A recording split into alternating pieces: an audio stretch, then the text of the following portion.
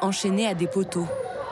Comme des animaux, ils ont une vingtaine d'années et n'ont pourtant commis aucun crime. Ces jeunes souffrent tous de maladies mentales. Je suis très énervé, je suis très furax. Je ne connais personne chez vous. Dites à la vieille d'aller se faire voir ailleurs. Que ça ne te fasse pas du mal. Il est trop dopé, hein.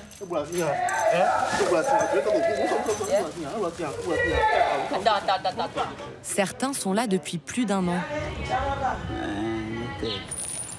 Cette cour des miracles est située dans l'enceinte d'une église évangéliste en banlieue de Lomé, la capitale du Togo.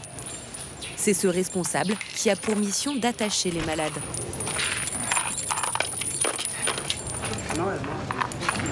Pourquoi vous l'enchaînez?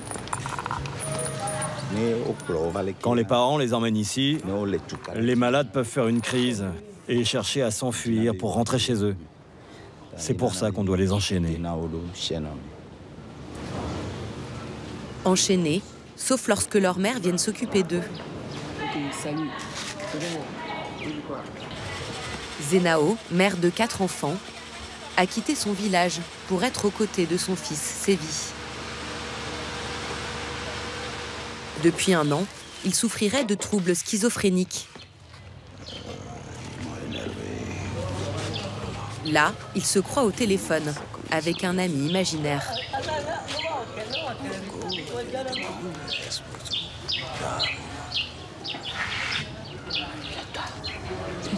Il faut que tu te laves les mains avant de manger. Je sais que j'ai fait quelque chose. Il ne mange que quand il a envie. Je ne peux pas le forcer. Depuis qu'il est tombé malade, il prend toujours mal ce que je lui dis. Souvent, il essaie de me frapper et il m'insulte. Ça me fait vraiment mal au cœur de le voir comme ça. Je suis tellement triste.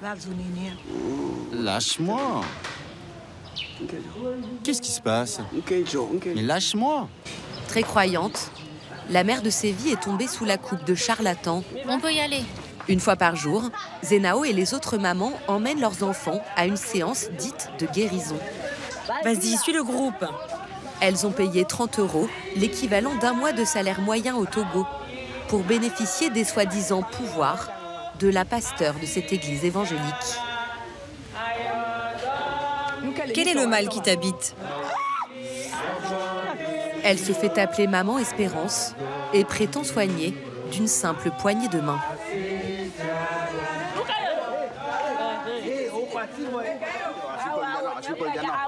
Selon elle, ces malades sont possédés par Satan.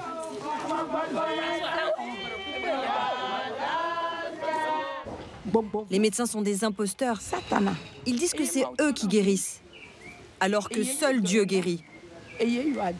Il m'a délégué ses pouvoirs pour que je les soigne en son nom. La pasteur, décédée depuis notre tournage, préconise des chants et des prières pour délivrer les malades des chaînes de Satan. Je coupe les chaînes, je coupe les chaînes.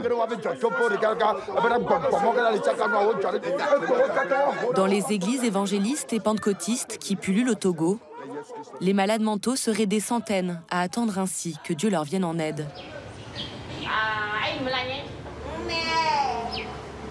Souvent dans des conditions particulièrement inhumaines. Nous avons pu accéder à ce centre de prière baptisé Jésus est la solution. Les caméras y sont interdites. Plus d'une centaine de malades y sont enchaînés.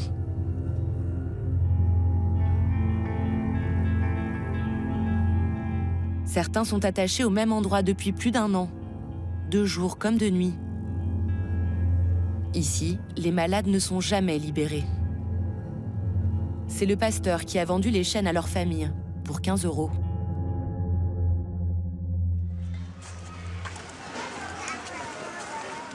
Les mères ont construit quelques huttes un peu plus loin dans la forêt, où elles se sont installées avec leurs autres enfants. Bonjour. Depuis combien de temps est-ce que vous vivez là? Ça fait 2 ou 3 ans. Vous savez, il vaut mieux que nos malades soient attachés ici plutôt qu'ils errent dans la rue. Mais comment faites-vous quand il pleut? On les protège avec des sacs poubelles ou des bâches. Je vous assure, Dieu fait vraiment des miracles ici. Je suis sûre que mon fils va être guéri par la grâce divine. Allez, il faut que j'apporte à manger à mon fils.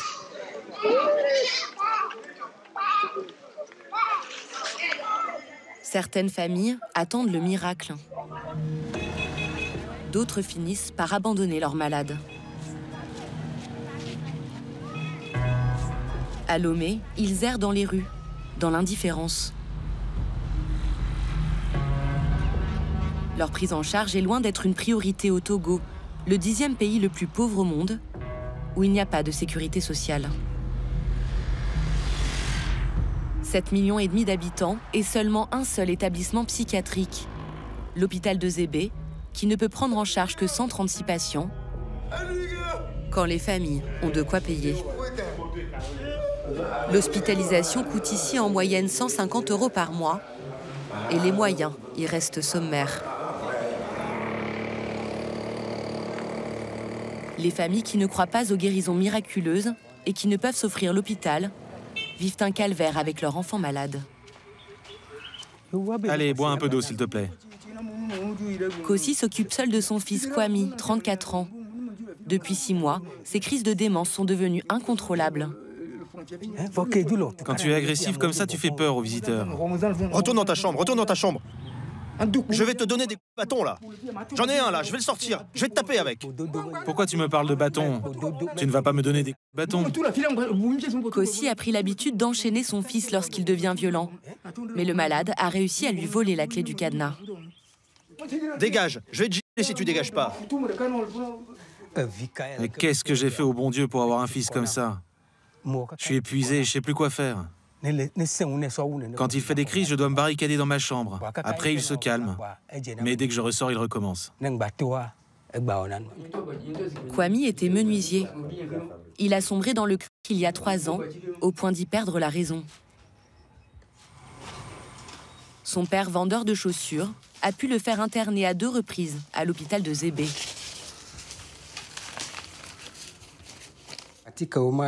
Ça, ce sont les ordonnances. Les montants sont très élevés. 36 €. Et celle-ci, c'est 27 €. Il a dû solliciter toute sa famille et s'est même endetté. Au total, près de 750 € de frais médicaux. La première fois qu'on est rentré à la maison, il m'a blessé avec une machette. Je ne sais plus où l'emmener, je n'ai plus d'argent. Kossi est condamné à vivre en tête-à-tête avec son fils instable.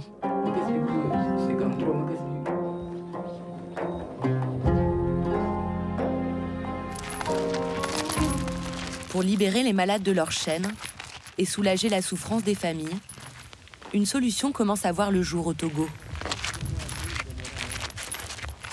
Justine, 15 ans, vient de quitter le centre de prière où elle était enchaînée. Sa mère, Daevo, ne supportait plus de voir sa fille attachée. Bonjour, bienvenue.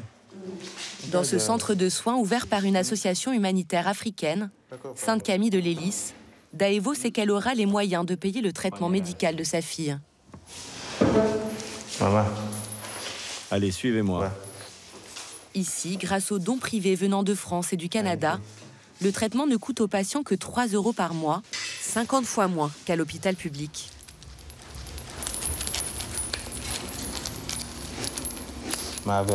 Ne t'inquiète pas.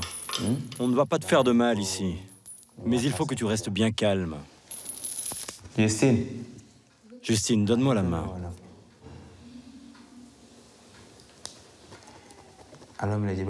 Une première consultation avec un infirmier pour mettre en confiance la patiente, mais aussi ses parents. Tu sais qu'ici, nous ne sommes pas Dieu. On ne fera que la traiter avec des médicaments et elle devrait aller mieux, tout doucement. Combien de temps vous allez la garder? Pour certains, ça va vite. Pour d'autres, les progrès prennent plus de temps. Il va falloir que vous soyez patiente. Donc, maintenant, du body. On peut l'envoyer à la douche, elle va se laver.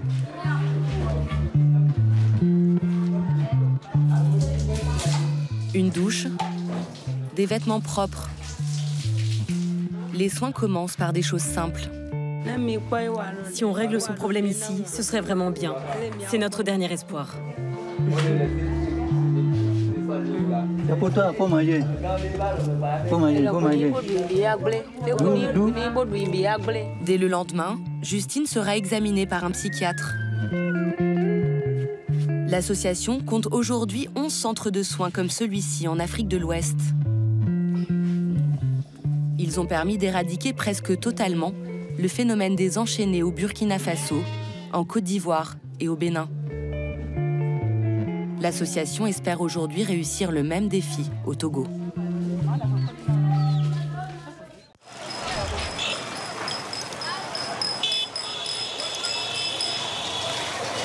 Allez les gars, on se bouge. Tu danses comme une gonzesse. Nous, on est le gang du quartier de la Victoire. On s'appelle Sélection Motivation. On est 9. Moi, je suis le chef du gang. Ils ont entre 8 et 13 ans. Des enfants clochards errent en bande dans les rues de Kinshasa, à la recherche de quoi survivre.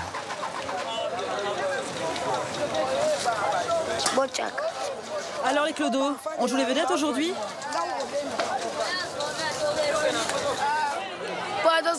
On ramasse des bouts de charbon pour les revendre et se faire un peu de fric. Comme ça, on peut gagner 50 centimes ou 1 euro. Ça permet de s'acheter de quoi manger ou des vêtements. Dégagez, bande de voleurs! Les gens sont jamais très sympas avec nous. Ils nous crient dessus, nous frappent. Le peu d'argent qu'on a, on le gagne dans la souffrance. Combien tu le vends ton charbon? 60 centimes. Mais là, presque rien. C'est 60 centimes. Ok, mais c'est vraiment hors de prix.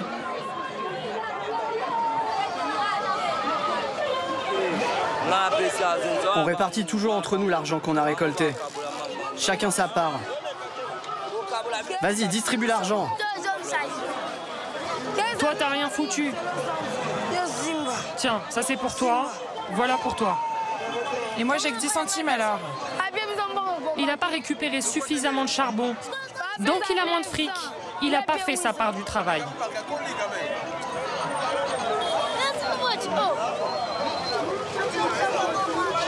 Toi, tu te gardes 20 centimes et nous, on a la moitié. Bah t'avais qu'à te bouger et ramasser plus de charbon. T'es vraiment un escroc. Le QG du gang de la Victoire, ce sont les bords d'une rivière puante.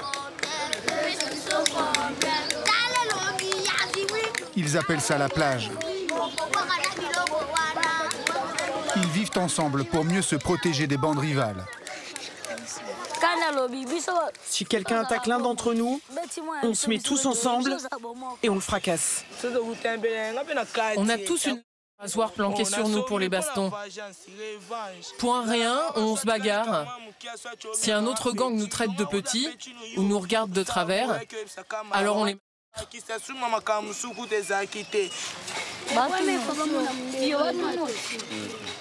Il y a des plus grands qui voulaient me voler mon fric la semaine dernière. J'ai résisté, alors ils m'ont taillé. Une vingtaine d'enfants meurent chaque année à Kinshasa dans des bagarres. Des enfants rejetés par leur famille dès le plus jeune âge. On nous considère comme des enfants sorciers. Nos familles nous ont chassés à cause de ça. Mais moi, j'ai jamais compris pourquoi on nous accusait de sorcellerie. Des enfants sorciers, abandonnés au nom de superstitions tenaces. Des enfants maudits par d'innombrables pasteurs qui prétendent combattre le démon dans leurs églises de tôle ondulée.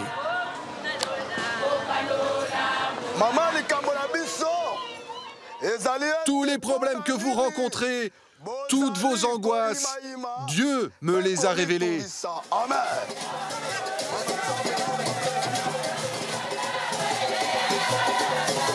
N'ayez pas peur. Ce que vous allez voir se fait avec la grâce de Dieu. Chaque dimanche, tous les enfants de la paroisse doivent se présenter devant les évangélistes pour vérifier à coups d'eau bénite que le mauvais esprit ne s'est pas emparé de leur âme.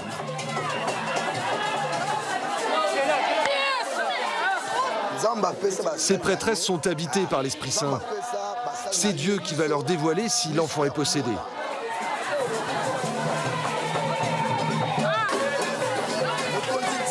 Seigneur Tout-Puissant, donne-moi la force de sauver cet enfant. Toi, le Créateur de toutes choses, protège cet enfant du malin.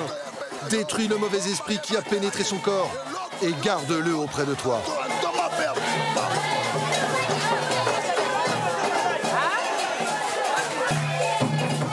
Qu'est-ce qu'elle a, elle? Elle a de la fièvre. Elle est malade. C'est la fièvre du mauvais esprit. Délivrez-la.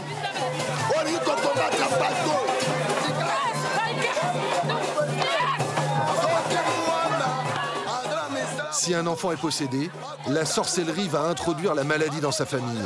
Cela peut provoquer la mort des parents ou des frères et sœurs. Quelqu'un en bonne santé peut mourir du jour au lendemain. Un papa qui a une bonne situation peut perdre son travail sans raison. La sorcellerie, c'est vraiment dangereux.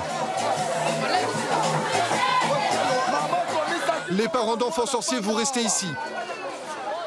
Les enfants déclarés sorciers devront suivre un programme de délivrance payant. Mais dans certains cas, les familles paniquent et jettent leur enfant à la rue. Ça m'inquiète beaucoup que ma fille soit possédée. Le malheur risque de s'abattre sur moi. Mais tu te doutais que ta fille était ensorcelée. Est-ce que les églises portent une responsabilité dans les nombreux abandons d'enfants? Je vais vous expliquer.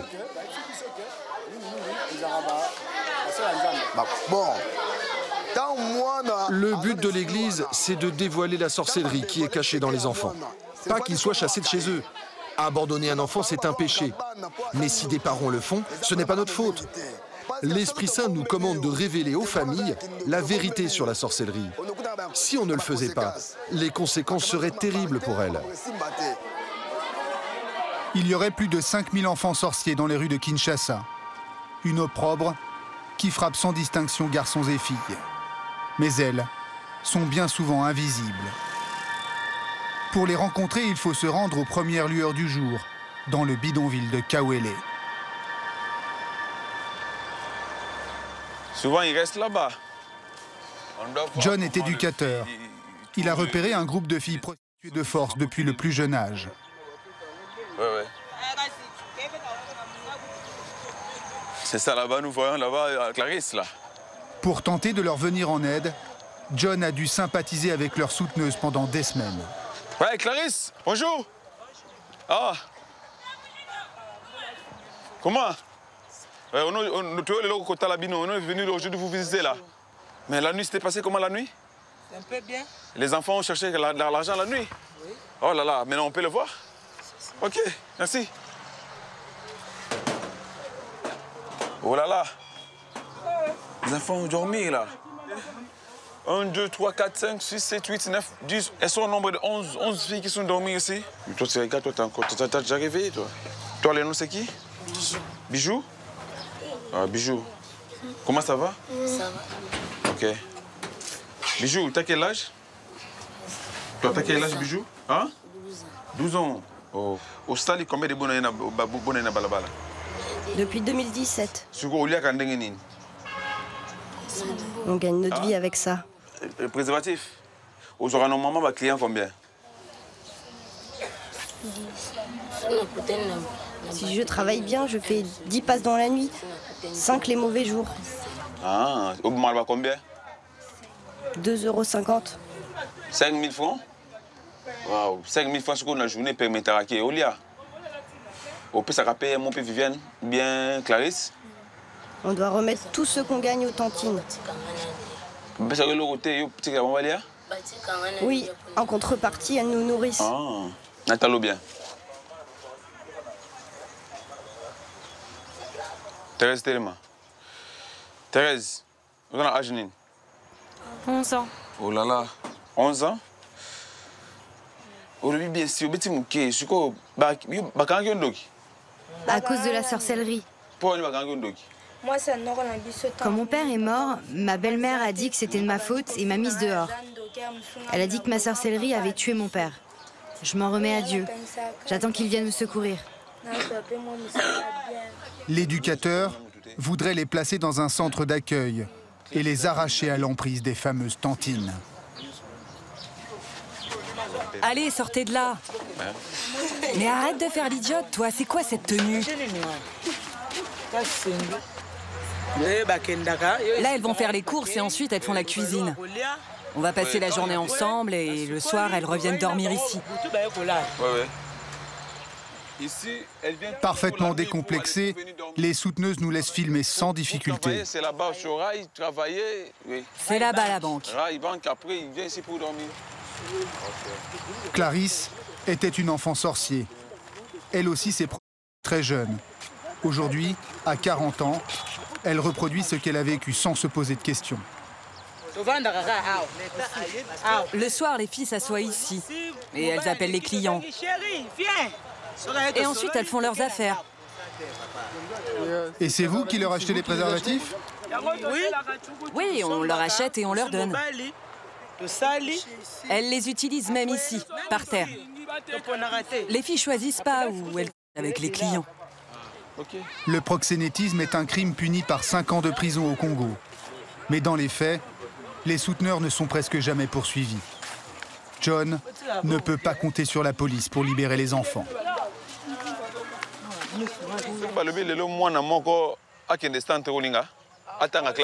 Oui. Bah oui, on serait d'accord.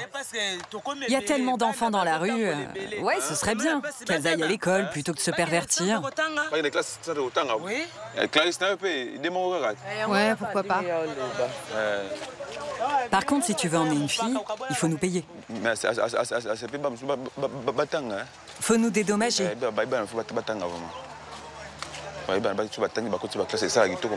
Attends que le blanc soit parti et on va négocier. Dans leur cabane, les souteneuses proposent à John un marché sordide. 100 $ pour chacune des filles libérées.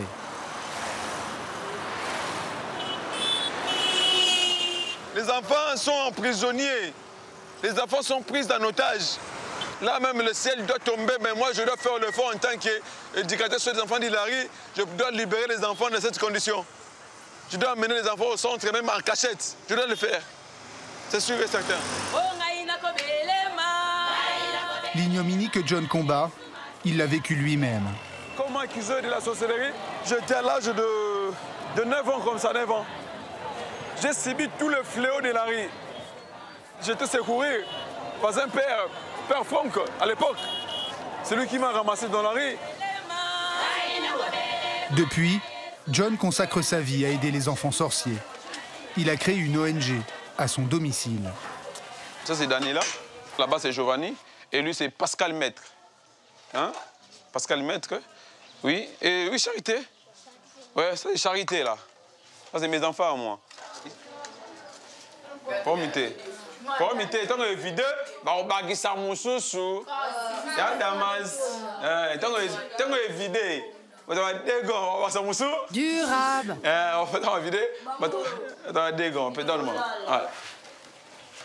John accueille 18 enfants qu'il a récupérés dans la rue. Ils attendent ici que des places se libèrent dans l'un des 10 centres d'accueil pour mineurs de la ville. 5 ans, lui, c'est 7 ans. Ils sont de plus petits, là. Ils ne connaissent même pas l'adresse de la famille. Ah, lui, c'est 8 ans. C'est moi qui l'ai coupé les cheveux comme ça. Et ici, les enfants dorment ici, pendant la nuit. Ici, normalement, ils dorment à 8 personnes. J'ai un petit argent de l'UNICEF, 470 $ par mois. Et souvent, tout l'argent que je touche, ça part dans les nourritures et ça part pour la scolarité des enfants, c'est tout. John partage avec nous le peu qu'il a. Maintenant, quand le jour se lève, je vais à l'école et je rentre le soir comme un enfant normal. Et au moins ici, on est en sécurité.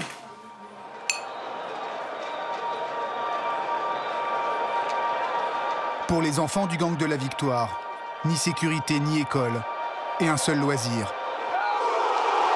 Le match du dimanche. Même si aucun d'entre eux n'a les moyens de payer le billet.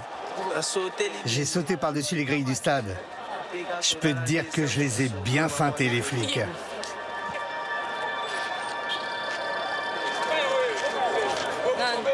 Si tu te fais choper à la grille, il faut filer un pourboire aux flics.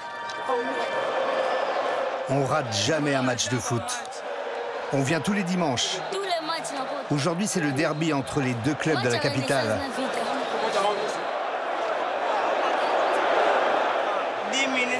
Je parie qu'on va leur mettre 2 buts en 10 minutes. Notre milieu de terrain, il est bon, hein. Il dribble comme un dieu. Comme ses camarades, Isaac, le chef de la bande, n'est pas venu uniquement pour regarder le match. Je me suis fait 8 € depuis que je suis arrivé. L'argent d'hier, on l'a déjà dépensé. Alors on vole, on repère un type dans la foule, on l'entoure et on lui fait les poches discrètement. Allez, maintenant je regarde le match.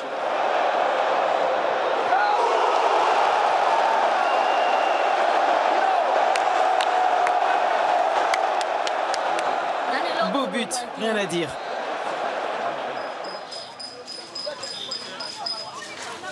Avec l'argent des vols et des petits boulots, les enfants se cotisent pour s'offrir un repas par jour. Vas-y, fais une belle flamme. Ça y est, ça prend.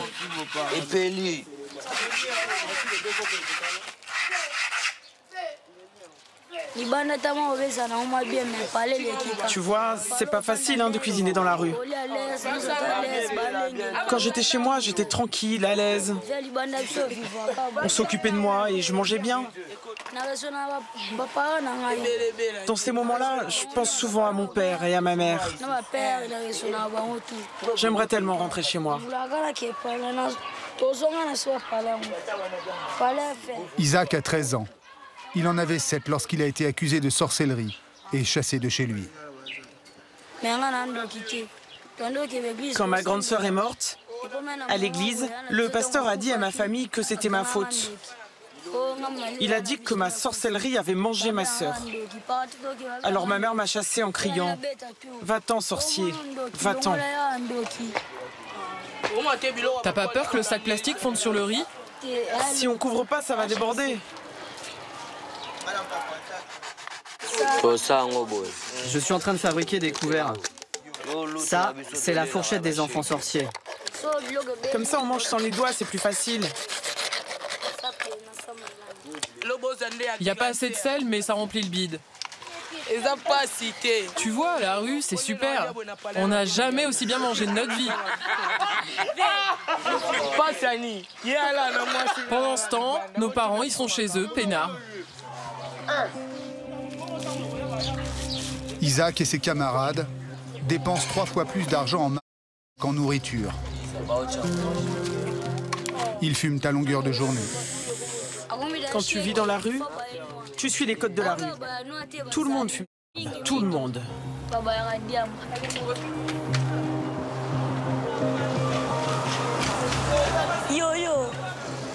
Voilà, c'est ici qu'on dort en ce moment. Certains d'entre nous dorment déjà. Les gangs ennemis ne viennent pas ici en général, on est plus tranquille.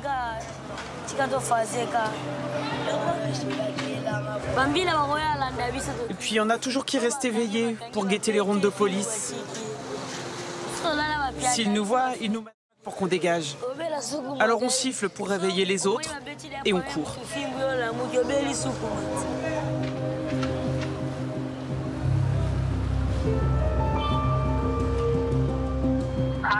Allô, Viandeni, position. On est là. On t'attend avec les enfants. Pour libérer les 13 petites filles prostituées des griffes de leurs souteneuses, John l'éducateur a réussi à négocier le paiement de la rançon.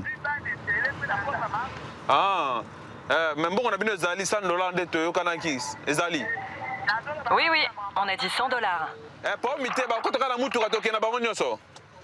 Et au début, elle voulait beaucoup d'argent parce qu'elles m'ont demandé $100 par chaque enfant. $100 par 13, ça fait combien? $1300. C'était vraiment trop coûteux. Mais vu qu'on a négocié, on doit donner aujourd'hui 100 $ pour récupérer les 13 enfants.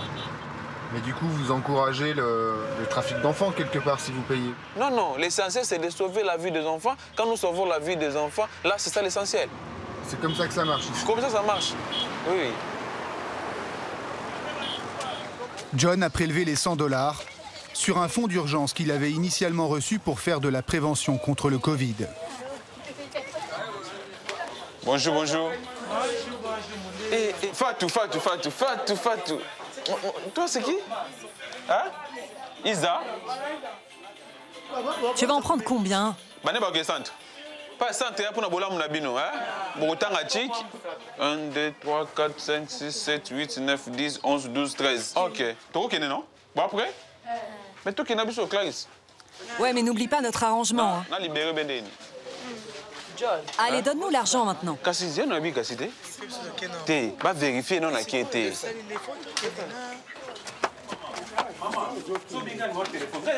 C'est la 5e fois que John paye une rançon à des proxénètes, depuis qu'il est éducateur de rue.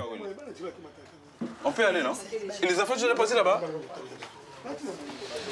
John, vous êtes obligé de payer là? Normalement, j'ai pas de choix. Pourquoi? Enfin, qu'on puisse libérer les enfants. Sinon, elles vont pas accepter. C'est ça? J'ai pas de choix. Moi, mon sensei, j'avais dit ça, c'est de sauver les enfants. Voilà, 13 enfants, c'est déjà beaucoup là. 13 enfants, c'est déjà beaucoup. Enfin, on part d'ici. On est sauvés. Allez, venez.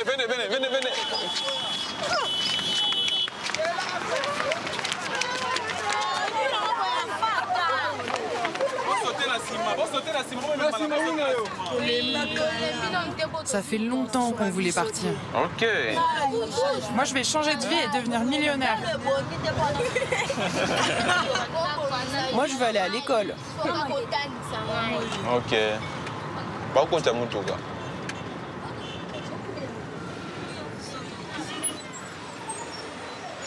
Hey, bienvenue. Fanny est chargée de l'accueil des enfants dans ce centre d'État, installé à l'arrière d'une école et financé par l'UNICEF. Je vais vous faire visiter. Voilà, ici c'est le dortoir des filles. Mais c'est temporaire. Vous allez rester ici le temps qu'on vous trouve un meilleur logement plus durable. Vous comprenez? L'étape d'après, c'est le placement en centre d'hébergement longue durée ou en famille d'accueil. Mais Fanny sait que beaucoup d'enfants décident de retourner dans la rue après seulement quelques jours ici. Elle compte sur son histoire pour convaincre les filles de rester. C'est possible de sortir de la rue, j'en suis la preuve vivante. Mon père et ma mère se sont séparés quand j'avais 13 ans. On m'a emmenée à l'église. Ils ont dit « Au nom de Jésus ». Au nom de Jésus. Au nom de Jésus. Mes parents voulaient chasser le démon qui était en moi. En réalité, c'est moi qui le chassais. Je ne compte pas le nombre d'hommes avec lesquels je me suis prostituée. Mais regardez, cette année, j'ai fêté mon 13e anniversaire de mariage. Et je n'ai qu'un seul homme dans ma vie. Tout le monde a été servi? Moi, j'ai pas eu de thé. On va t'en apporter.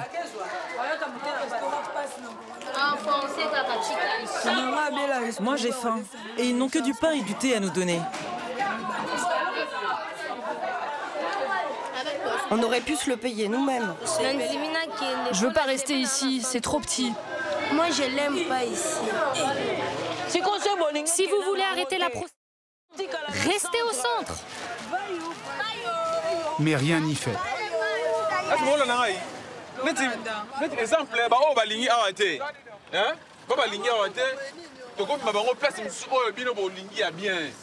Il y a de la sorcellerie ici. J'ai attrapé la fièvre dès que j'ai franchi la porte. Regardez, les tantines sont là. Elles sont venues jusqu'ici. On peut pas vous forcer. Vos tantines rôdent au coin de la rue pour vous ramener. C'est à vous de voir. On y va, John. Dans la vie, il faut faire des choix.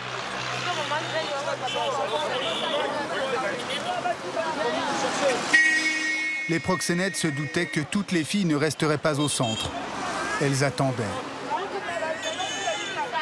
Vous êtes vraiment une bande de... Vous nous foutez la honte. Allez rentrer maintenant.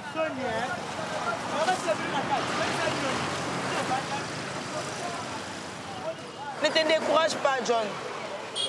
C'est ça la vie, on n'y peut rien. Et puis là maintenant, elles vont commencer encore à les maltraiter.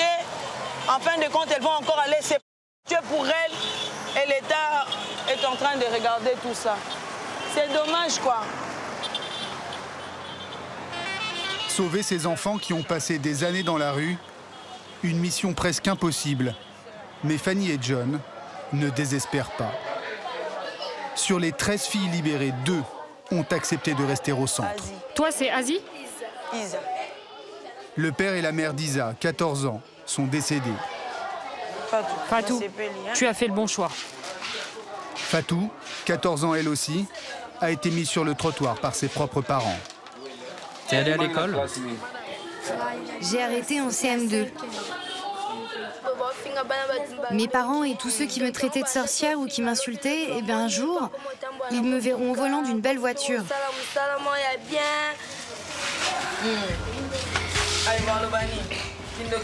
Ils vont être très étonnés de ma réussite. Avec mon métier, je pourrais aider ma famille. Et comme ça, ils verront qu'ils peuvent être fiers de moi. Les places en centre d'hébergement longue durée pour adolescentes sont rares. Il n'y en a que 65 pour toute la ville de Kinshasa.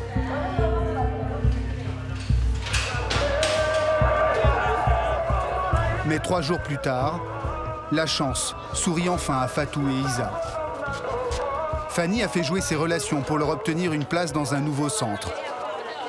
Avant de les y conduire, l'éducatrice tient à les débarrasser des habits avec lesquels elle se protège. Vous savez où on peut trouver des pagnes? Suivez-moi, j'en ai sur mon stand, ils sont pas chers.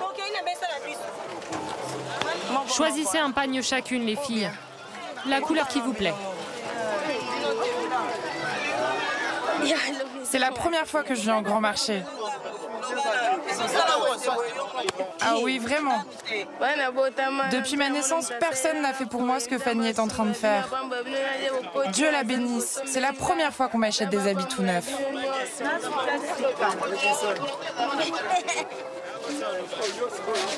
Elle doit se sentir révalorisée. Qu'elle se sente qu'elle est un enfant comme tous les autres. À 14 ans, elles ont droit à faire les shops, non? T'aurais pu me faire un prix quand même, c'est pour la bonne cause. À partir d'aujourd'hui, Isa et Fatou seront logés ici jusqu'à leur majorité. Merci. Bonjour, bonjour. Dans ce centre, 40 pensionnaires. Les filles dorment dans de vrais lits, sont scolarisées et suivent des formations professionnelles. En contrepartie, Isa et Fatou devront observer des règles de vie strictes. Ici, c'est interdit de se battre ou d'insulter les autres, et encore moins de voler. C'est compris? Hein, c'est compris? Vous n'avez pas le droit de sortir du centre sans autorisation. Je sais que vous pouvez réussir. Mais si vous abandonnez et que vous retournez à la rue, c'est fini. On ne vous reprendra pas ici. Au centre, il y aura des moments difficiles. Mais vous ne devez pas vous décourager. 3 jours plus tard, Isa a fait le mur en pleine nuit. Fatou l'a suivi le lendemain. Toutes deux sont depuis retournées auprès de leur souteneuse et se prostituent à nouveau dans leur bidonville.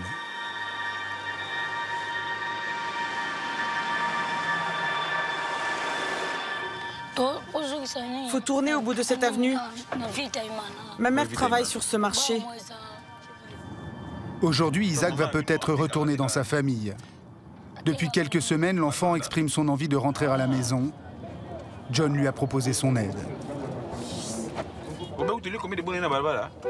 6 ans. 6 bonnes années. Ok. Moi, je la reconnaîtrai. John part en éclaireur pour tenter de convaincre la mère de reprendre l'enfant sorcier qu'elle a rejeté.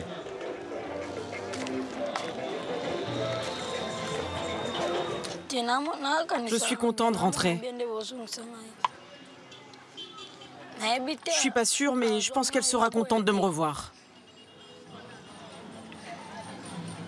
Isaac va attendre le retour de John pendant 20 longues minutes.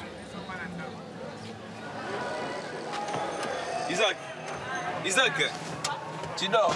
Mais c'est peine la dégueu moko. Ah? Avec c'est un mot bien la vie non.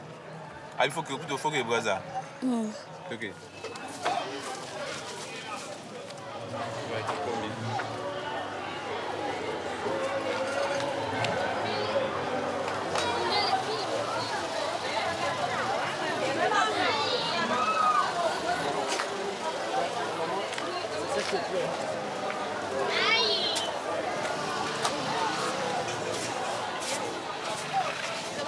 T'as pas de chaussures? Non, j'en ai pas.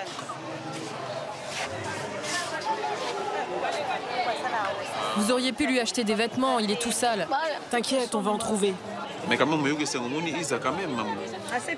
Je suis contente de le voir, mais faudrait quand même qu'il ait des habits décents.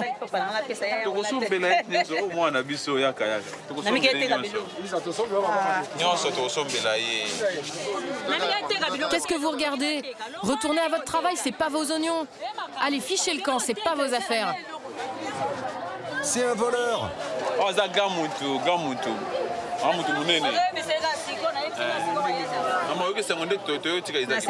Oui, très contente. Ça me fait plaisir puisque c'est mon fils. Madame, apparemment vous auriez chassé Isaac. On peut savoir pourquoi? Moi, je ne l'ai pas chassé de la maison. Tout le monde le sait dans le quartier.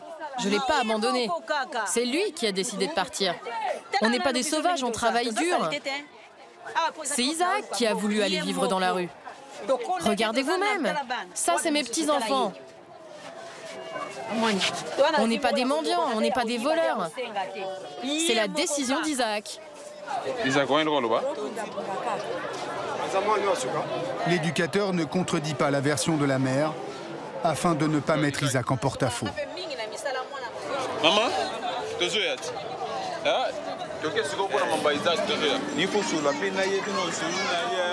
pour qu'elle accepte plus facilement de reprendre son fils, John va le rhabiller de la tête aux pieds.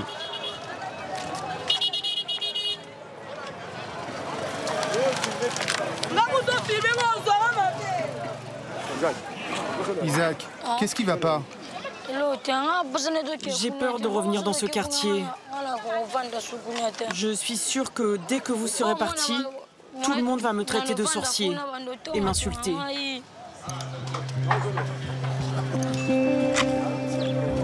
Un mois après notre tournage, Isaac habitait toujours chez sa mère. John lui rend visite chaque dimanche et veille à ce que personne dans le quartier ne l'accuse plus de sorcellerie.